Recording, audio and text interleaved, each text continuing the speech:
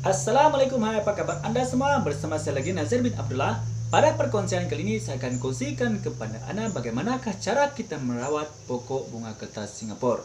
Baiklah teman-teman ya, sekiranya Anda ingin mengetahui apakah cara ataupun teknik yang saya akan kongsikan dalam perkongsian saya pada kali ini kepada Anda, pastikan Anda terus mengikuti perkongsian saya ini dari mula hingga selesai. Oke, jom kita teruskan.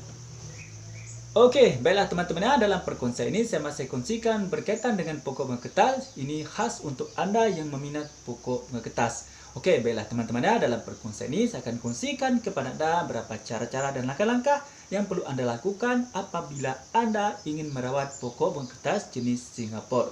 Baiklah teman-teman, tiga perkara yang Anda perlu perhatikan terlebih dahulu ya sebelum Anda melakukan merawatan pada pokok bunga kertas Singapura ini. Oke, yang pertama teman, untuk merimbunkan tunas-tunas dan dahan supaya memenuhi ruang yang ada pada pokok bunga kertas Anda itu. Ini adalah perlu Anda diperhatikan teman ya, bagaimana keadaan tunas-tunas ataupun dahan supaya memenuhi ruang yang ada pada sisi pokok bunga kertas Anda itu. Karena ini sangat penting teman, ini adalah untuk memastikan keindahan apabila pokok bunga kertas Anda ini nanti menjadi sebuah bonsai. Itu yang Anda perlu perhatikan dulu. Oke, untuk merimbunkan tunas itu penting, merimbunkan tunas dan juga dahan-dahan ataupun cabang-cabang pada pokok bunga kertas Anda.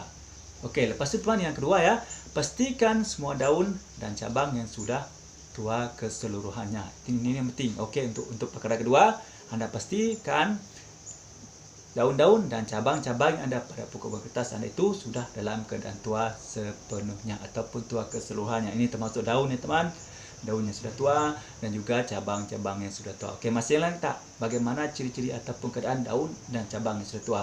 Oke, untuk daun ya teman, pastikan daun itu Anda melihatnya berwarna hijau tua dan berkilat-kilat, itu merupakan tanda daun pokok kertas sudah tua.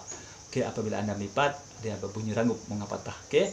Yang kedua, Anda perhatikan cabang ataupun dahan ya, pastikan cabang ataupun dahan pada pokok kertas tadi itu sudah berwarna coklat kehitam-hitaman, itu bermaknanya cabang atau dahan pokok bunga kertas Anda sudah tua. Oke. Lepas itu yang keempat teman-teman.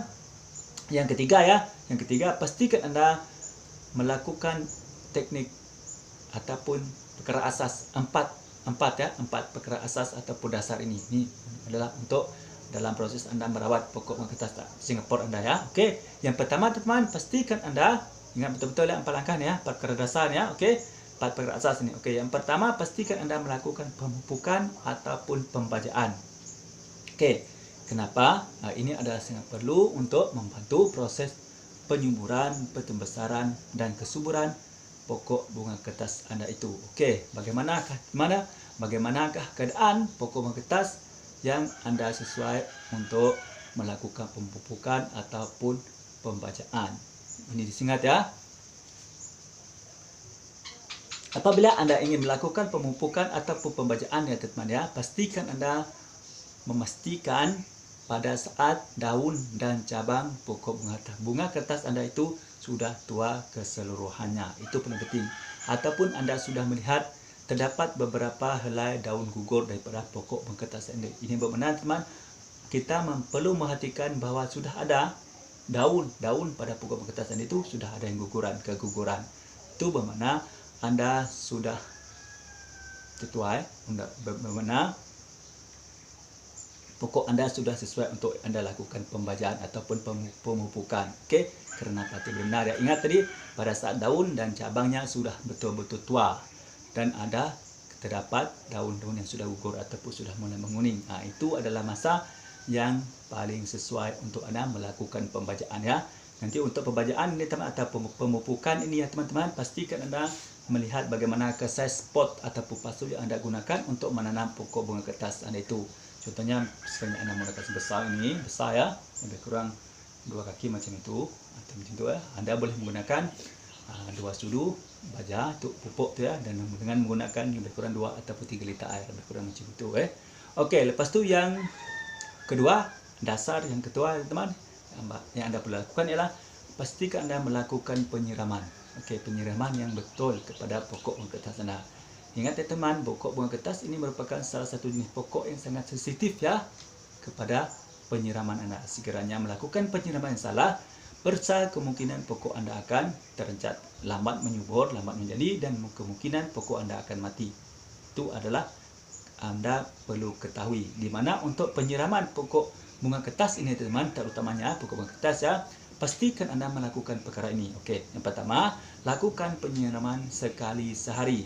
Seandainya musim biasa, musim panas ya, lakukan sekali sehari. Okey.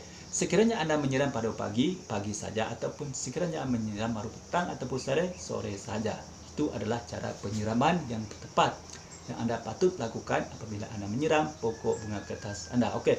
Yang kedua, teman-teman, apa yang Anda perlu perhatikan semasa Anda menyiram adalah sekiranya berlaku masa musim hujan, setiap hari hujan turun, ini menunjukkan bahawa media tanam yang ada dalam pot dalam tempat Anda menanam pokok bunga kertas itu sedia basah. Jadi sekarang memang selembab ya. Jadi apa yang Anda perlu lakukan ya, Anda jangan menyiram. Ingat ya, pada musim hujan jangan menyiram media tanam pokok Anda. Ini boleh menyebabkan keseluruhan media tanam yang ada di dalam pot pokok bunga kertas Anda tadi akan menjadi basah semuanya, terlampau basah. Dan ini boleh mengakibatkan pokok bunga kertas Anda akan mati kerana terlalu basah akarnya. Okey, akarnya akan membusuk dan akan menyebabkan batangnya mula membusuk, dan kemudian pokok bunga kertas Anda akan layu dan mati. Okey, elakkan ya.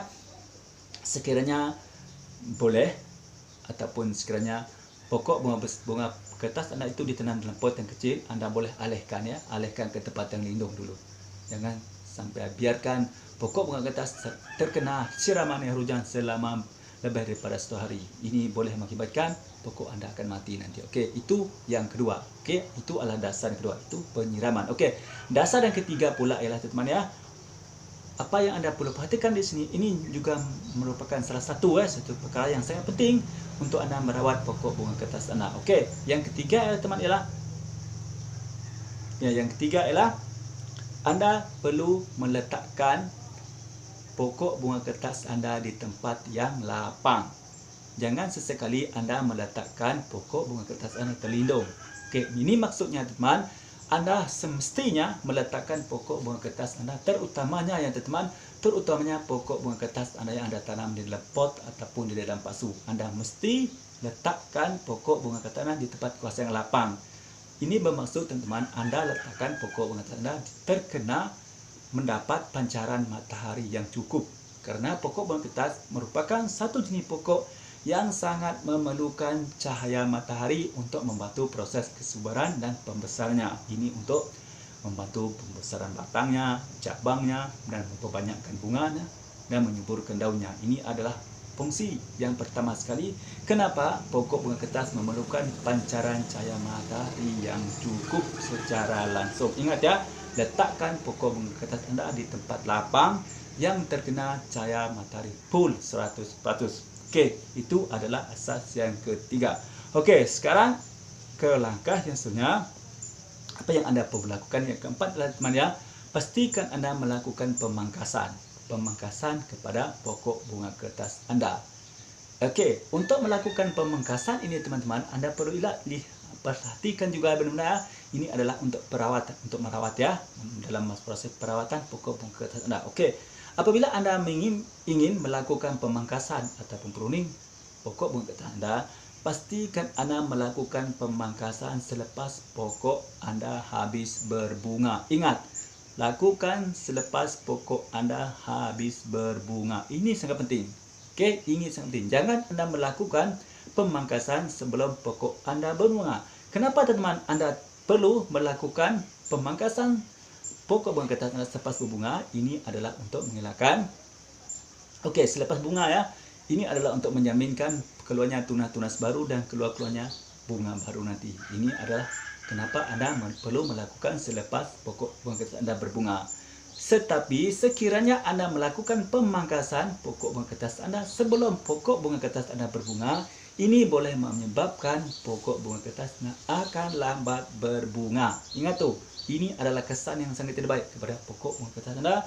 Sekiranya Anda inginkan pokok bunga kertas Anda mempunyai banyak berbunga banyak. Okey, elakkan melakukan pemangkasan sebelum pokok bunga kertas Anda berbunga. Ingat teman ya, pastikan Anda melakukan pemangkasan dengan tepat dan cara dan masa yang paling sesuai, iaitu lakukan pemangkasan selepas pokok bunga kertas Anda berbunga. Okey. Ingat tu ya, lakukan pemangkasan selepas pokok Anda berbunga. Okey, itu ingat teman-teman, 4 dasar ya ataupun 4 perkara asas yang Anda perlu lakukan semasa Anda merawat pokok bunga kertas Singapura Anda. Okey, baiklah teman-teman, saya rasa cukup sampai setakat ini dulu untuk perkongsian daripada saya pada kali ini. Mudah bermanfaat ya. Istimewanya untuk Anda seorang peminat pokok bunga kertas yang masih tidak tahu bagaimana cara untuk Anda merawat pokok bunga kertas jenis bunga kertas Singapura. Okey, baiklah teman-teman, saya rasa cukup sampai setakat ini dulu untuk perkongsian daripada saya pada ini. Mudah-mudahan bermanfaat ya, walaupun ringkas untuk Anda tu seorang peminat pokok bunga kertas. Baiklah teman-teman, seperti biasa teman, sekiranya Anda merasakan perkongsian daripada saya pada kali ini bermanfaat untuk Anda, sila klik tombol subscribe dan tekan tombol lonceng supaya Anda menjadi orang pertama sekali akan dapat mengikuti perkongsian terbaru daripada channel saya yaitu channel Nazir Abdullah. Baiklah teman-teman, bagi Anda yang masih lagi belum subscribe, silalah subscribe ya, karena subscribe yang gratis, gampang dan mudah. Marilah kita sama-sama berkongsikan ilmu yang manfaat. Insya-Allah kita juga akan bermanfaatnya nanti kita kongsikan. Yang penting kelas ya, insya-Allah kita akan mendapat manfaatnya. Okey, baiklah teman. Sekiranya Anda mempunyai persoalan ataupun cadangan ya teman, sila tulis di komen ya. Insya-Allah saya akan menjawab pertanyaan Anda. Sekali lagi teman, untuk Anda semua, terima kasih saya ucapkan kepada Anda karena sudah mengikuti perkongsian saya pada kali ini dari mula hingga selesai.